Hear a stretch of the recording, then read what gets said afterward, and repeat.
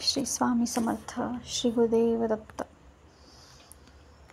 आपली बरीचशी धार्मिक स्थळे ही नदीलगत वसलेली आहेत. कारण काय तर या निसर्गरम्य ठिकाणी निवास करण्याचा मोह हा आपल्या दैवतांना देखील आवरला नाही.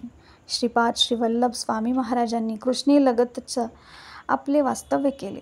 श्री नृसिंह सरस्वती दत्त महाराजांनी त्यांचा बराचसा काळ कृष्णा नदी तीरावरच व्यतीत केला. गाणगापूरला भीमा अमरजा संगमी वास केला, जी की पुढे कृष्णेलाच जाऊन मिळते. त्या अर्थी हे पण कृष्णेचाच एक भाग होतो. मला खूपदा प्रश्न पडतो की महाराजांनी कृष्णेचीच का निवड केली असेल? महाराज गोदाकाठावर का आले नाहीत? खरंच महाराज का गोदाकाठी आले नाहीत का? तर हो, नक्की आले. वासर ब्रह्मेश्वरला गोदावरी काठावरच सायनदेव आणि महाराजांची भेट झाली आहे, हे वर्णन गुरुचरित्रात आले आहे. श्री नृसिंह सरस्वती स्वामी महाराजांचे आणि कृष्णामाईचे नाते खूप वेगळे आहे. आजही वाडीत गेल्यावर आपण अगोदर कृष्णामाईकडे जातो आणि नंतरच महाराजांचे दर्शन घेत आहोत.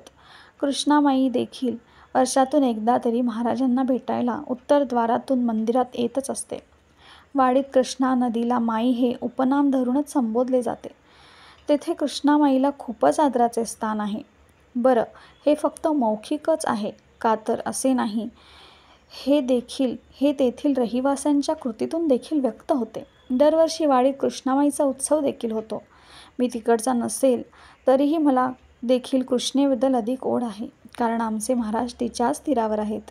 वाडीत गेल्यावर तिथे कृष्णेत स्नान करून महाराजांचे दर्शन घेण्यासारखे सुख आनंद दुसऱ्या कुठल्याही गोष्टीत नाही, हेच खरे. श्री स्वामी समर्थ. श्री गुरुदेव दत्त.